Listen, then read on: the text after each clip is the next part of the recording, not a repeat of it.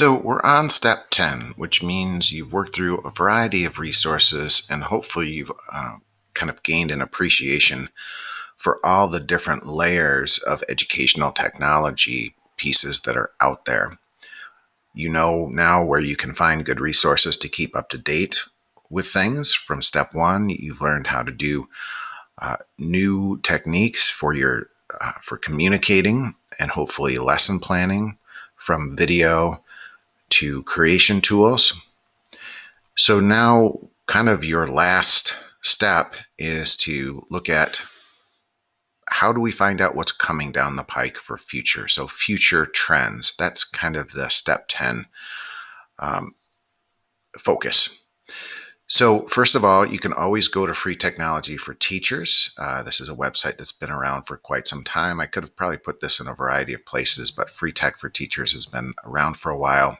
Pretty busy site, but there's a lot of great tools and tricks that are new and easy. I'm going to come back to this Hubs one in a minute. 3D learning is going to be, I think, big. They've been talking about virtual reality, augmented reality for quite some time. And, it still hasn't hit big in schools, but it's getting there. Coding certainly is something that's, I wouldn't necessarily say it's futuristic, but I think as far as jobs, I think coding is definitely a piece of the puzzle that you'll want to look at no matter what subject you teach.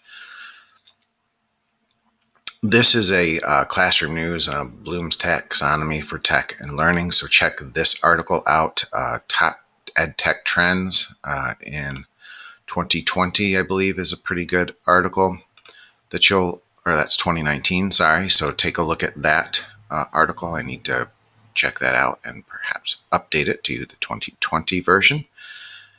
But, go ahead and dig into that. Make use of is something I think I may have even shared early on, maybe even at step one. Make use of is a great website to look at just all kinds of trends that are coming down the pike. CoSpaces is free and easy. It's, I guess, a virtual reality building tool. You can create a free classroom with 30 students, but that gives you just one classroom and I believe 2 assignments for your students.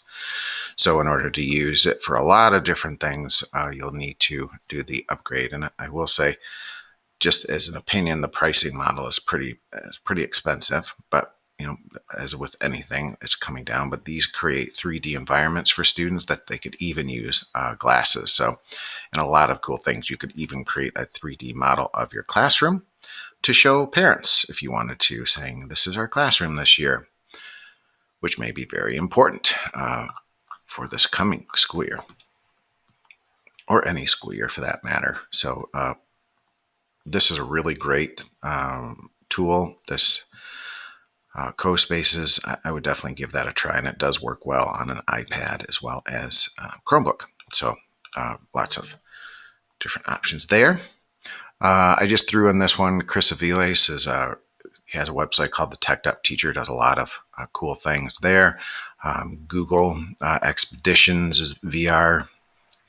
And again, this is a LinkedIn article about the promise of VR and virtual reality. So a bunch of those types of things. Minecraft, if you haven't heard of Minecraft, please check that out. And Oculus Rift is Facebook's venture into VR, and they were hoping long-term to go into education, but we'll see.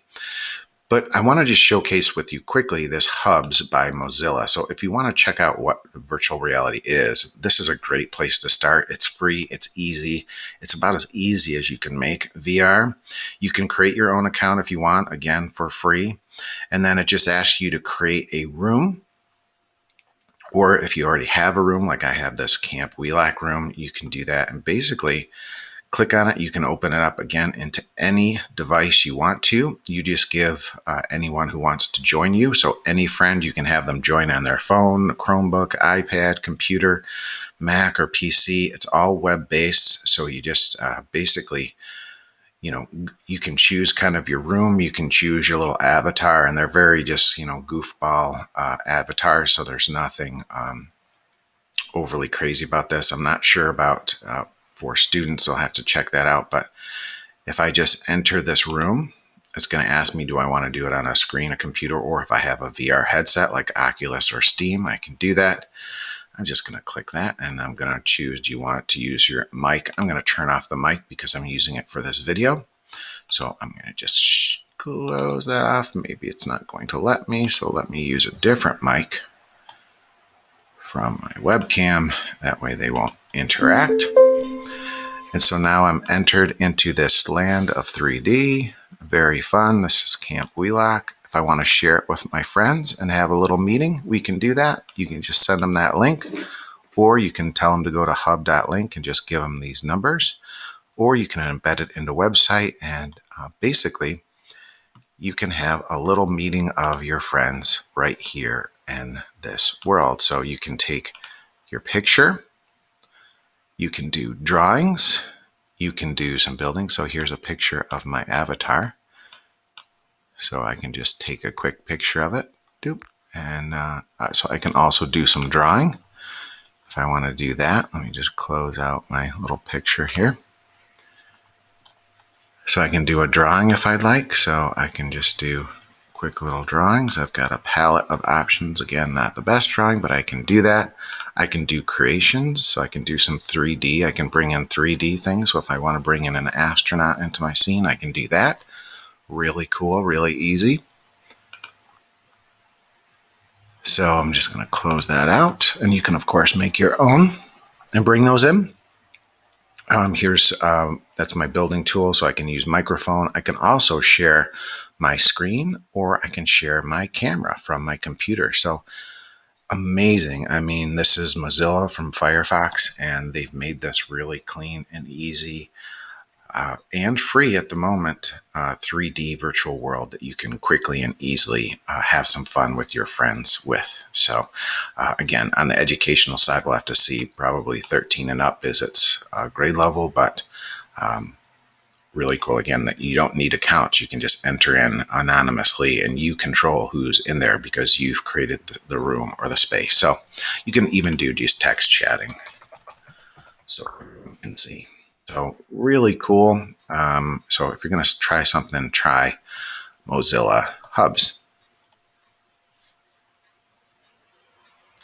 So overall, I think this ends the Tech Savvy course. I hope you've enjoyed the course, and I hope you'll try some new things, and I hope you'll kind of stay connected and in tune with the course and with me.